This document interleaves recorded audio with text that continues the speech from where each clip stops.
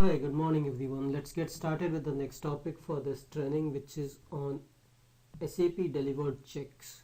So the transaction for SAP Delivered Check is SU22. So let's go to SU22 first. Okay, so let's connect to SU22 transaction. Okay, here you can see this is basically for maintaining the authorization default values. Okay, here we can select basically the transactions, we can define the transaction code, and we can just click on execute. So what happens is that during installation or an upgrade, SAP delivers a set of default authorization objects which are checked for each T code which are defined in the system. So these default values, here you can see that these are the default values. Okay, so these are the objects and their default values, whether the check indicator is it check or it's do not check, or the proposal. So basically the default values delivered from SAP are stored in two tables, that is USOBT and USOBX. Okay, so let's go to these two tables as well. So let me create a new session. Okay, now let's go to this table called USOBT.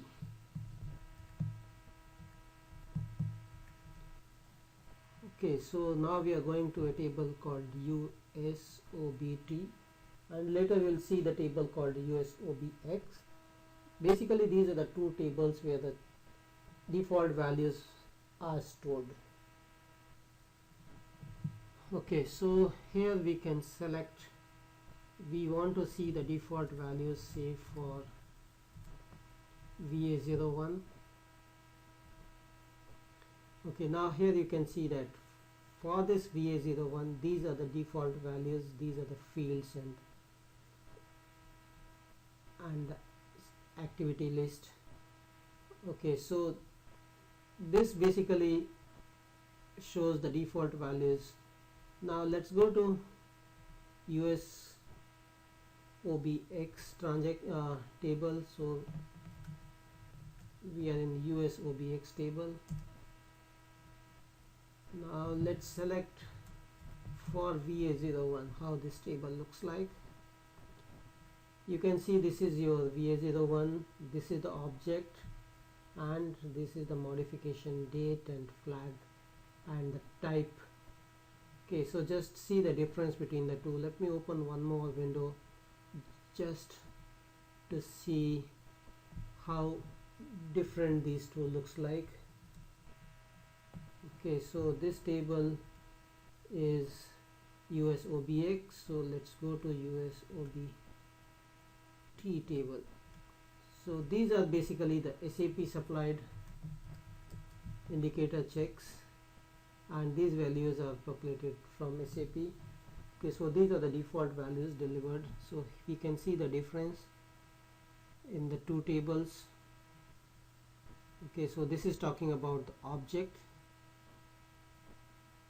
and their values. So, and in this, in SU22 we are seeing whether what is the status of these tables, whether it is green means okay and gray means this is inactive.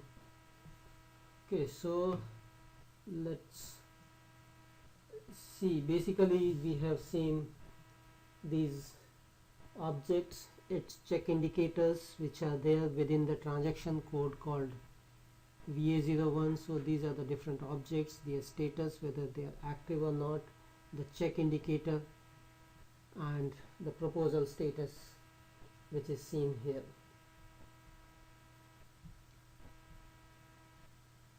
Okay, so these three combination of values are possible for each of the objects. So you can see this is an object over here and these are the values. So basically the check indicator which has value check, do not check.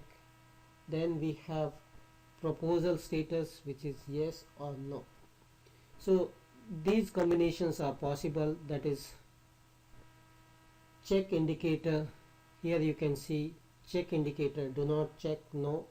So this authorization object is not checked during the execution of the T code. Checks for object for the basis and HR classes can never be switched off through this option. Okay, so this is one possible combination.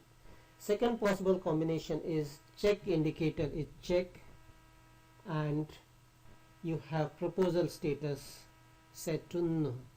So this combination. The check for the authorization object depend on the ABAP code of the program which is being executed. In case an authority check ABAP statement is present in the code of the object would need to be present in the user's buffer for a successful execution. So in this, the main thing is the user's buffer should have it. Okay, so basically this is in the program, it's defined in the ABAP program. Okay, so basically proposal is no. SAP doesn't pull the object during authorization maintenance in PFCG if the T code is added to the role.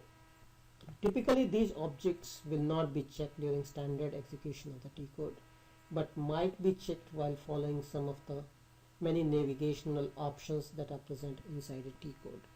Okay, so this is for check indicator is check and proposal status set to no. Okay, so let's go to the other option, which is check indicator is set to check and proposal indicator is set to yes. So the authorization object is checked through ABAP during the execution of the T code and is proposed, that is pulled into the role during authorization maintenance in PFCG. So these are the three possible combinations, and many a times we need to change the SAP delivered value for the check indicator. This is done through SU24 transaction.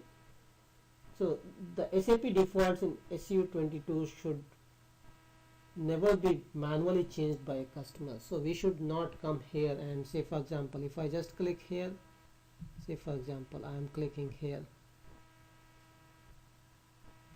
Okay, so if I click this object, so these are basically the different objects and we can see the details of these objects. Okay, so what we are trying to say here is SU22 should never be manually changed by us. SU22 values are only modified by SAP automatically during initial installation or during a service pack upgrade. Okay, so that's what actually I wanted to cover in this particular section. Thanks for joining and have a nice day. Bye bye.